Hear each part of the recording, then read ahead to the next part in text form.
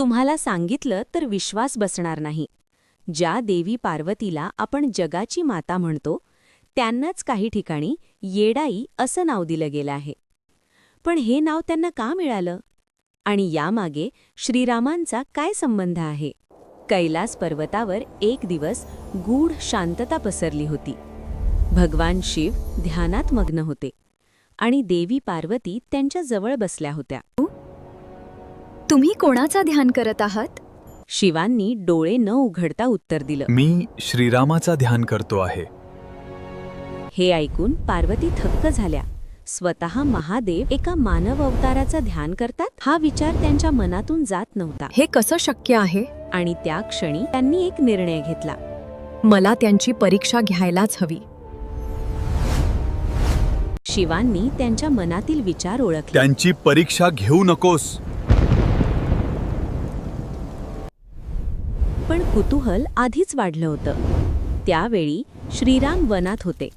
सीतेच्या विरहात ते व्याकुळ झाले होते. त्यांच्या आवाजात वेदना होती आणि भक्तीही. पार्वतीने एक निर्णय घेतला, सीतेचं रूप धारण करण्याचा.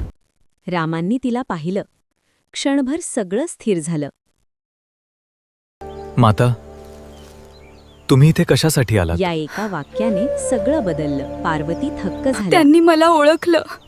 अहंकार हळूहळू तुटत होता. राम शांतपणे हसले. मी तुम्हाला ओळखले आहे माता पार्वती. काहीही लपलेलं नाही. तुम्ही माता आहात आणि त्या मी क्षणी सेवक आहे. पार्वतीला सत्य समजलं. त्या शांतपणे कैलासावर परतल्या. तू परीक्षा घेतलीस आणि तिथेच चूक झाली. हा अहंकार आहे. आणि त्या दिवसापासून एक नाव जन्माला आलं, येडाई. ही कथा आपल्याला शिकवते, अहंकार आणि संशय सत्याला लपवू शकत नाही. ही कथा तुम्हाला कशी वाटली ते मला कमेंटमध्ये सांगा.